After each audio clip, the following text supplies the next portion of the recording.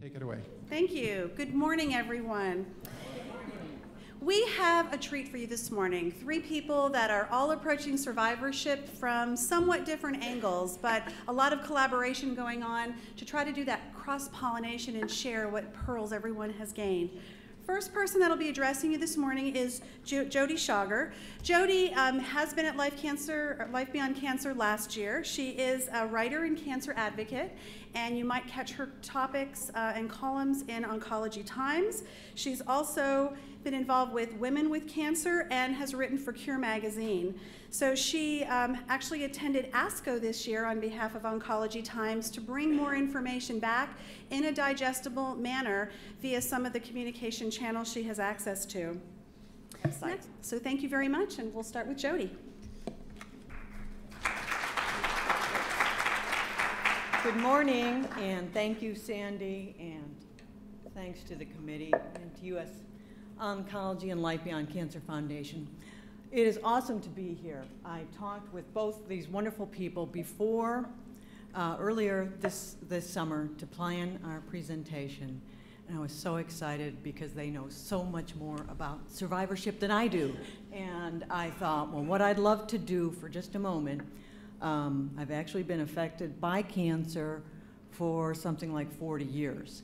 And it's interesting because we're now approaching the time where the act that Nixon signed into law, the war on cancer, was actually 40 years ago in December.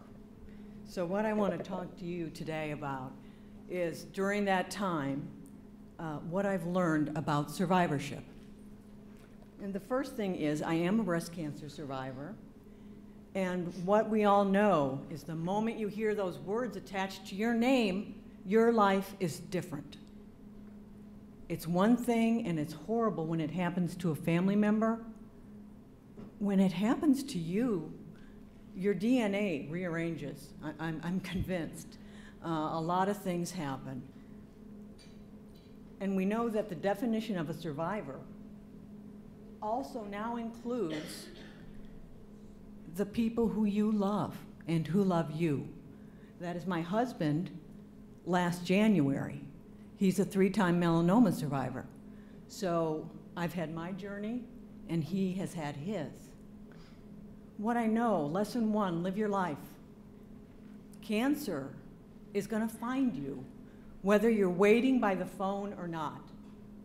If you have cancer, someone will let you know.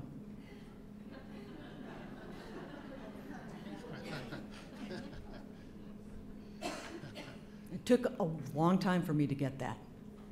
And at the same time, as tough as cancer is, it isn't everything.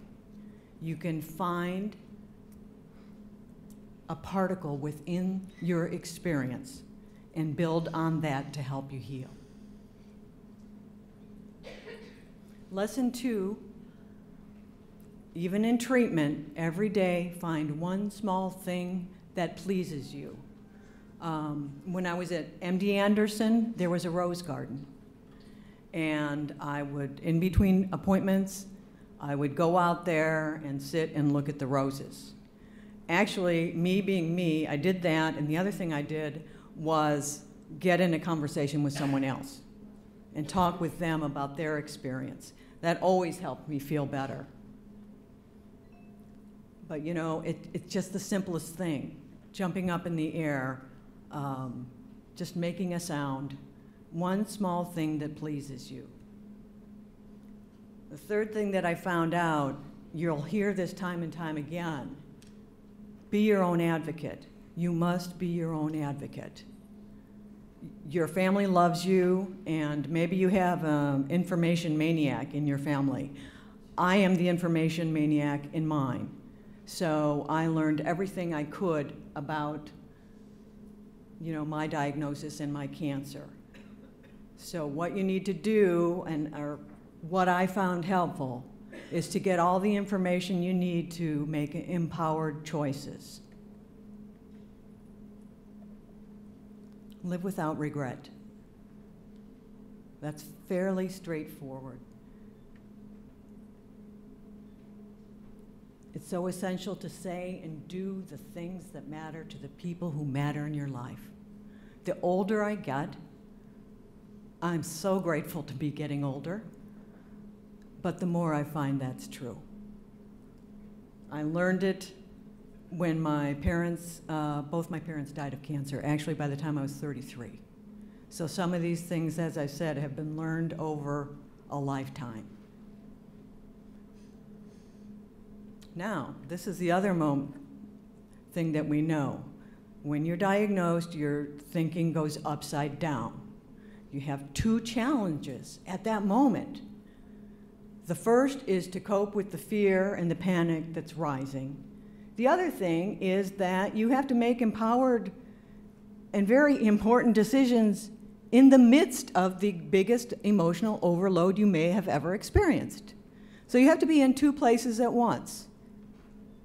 And that is probably I would say that is probably the toughest week of my life.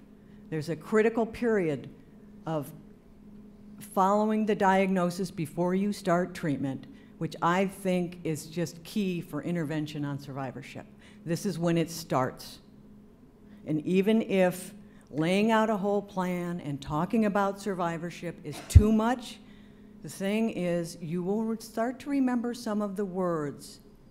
Your vocabulary expands exponentially. All of a sudden you have to know chemo names, and they have brand names, and they have generic names, and you thought breast cancer was one disease and it's really 20. What?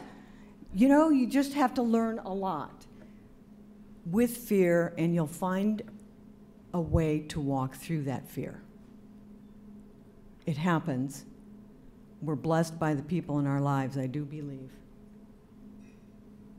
Lesson 6, leave no stone unturned. If you have had a parent with cancer, you'll always think you're too young for this to be happening to your parent. That's how it felt when it was my mother, and I advocated on her behalf. At the time that she had therapy, the radiation was cobalt.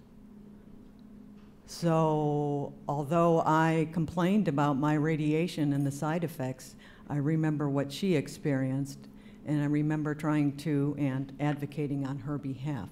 It's essential not look around every corner. There might be someone who has some information or a wonderful message that can help you. And this is something that I found as well, that no matter how tough the going is, you're always going to find the energy for the people you love. It's like this miraculous thing. This is a friend of mine that I actually met through Twitter. She is a blogger. She has metastatic breast cancer. We met then in person at the National Breast Cancer Coalition Conference. And I thought, oh, I'm too tired to go to that, blah, blah, blah. And it's like, oh, well, Rachel is going to be there. Of course I'll be there. Now, this is something that you never expect when you hear the diagnosis, because something has already gone wrong. But from everything I've seen, any survivor I've talked to, something does go wrong in treatment. A side effect, an infection, had to delay a chemo, had to delay radiation, had to stop radiation, an additional surgery, whatever, a side effect that was not anticipated. This young lady, a fellow Livestrong volunteer, had just had her first chemo treatment, and this was less than a month and a half ago, and she was then in the hospital for 12 days with an infection. These things happen. Things go wrong through no one's fault. They go wrong. It's just the way things happen sometimes. In the middle of the journey, I have found that love surrounds you. That is me with my little nephew. He was just a little guy, obviously, at that time. And I was just about to start my second round of chemo. Love surrounds you in lots of other ways, not just your individual family. There are so many people every day working on your behalf. 28 million people worldwide affected by cancer. This is volunteers on a cycling team I was on. But I'm not even beginning to count the number of researchers, doctors, researchers and doctors, nurses, social workers, people in labs, people in hospitals, volunteers. No one's alone. We're all in this together. You know this, recovery from treatment takes time. The first point of intervention was diagnosis. The second point of intervention is also when you finish treatment. That plan is not just a list of follow-up visits. That plan is spiritual, emotional, cognitive, and physical. How are we going to help you get to where you need to be and recover from treatment? That's what it's all about. What I found is that if you can see the beauty while you're healing, then you will understand acceptance. If it's still so painful, then talk to someone. Because I think you should still be able to find the joy in a day, in a beautiful vista.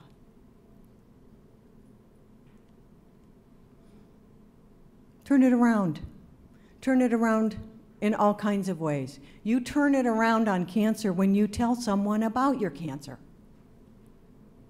Turn it back on its head, turn it back on its face.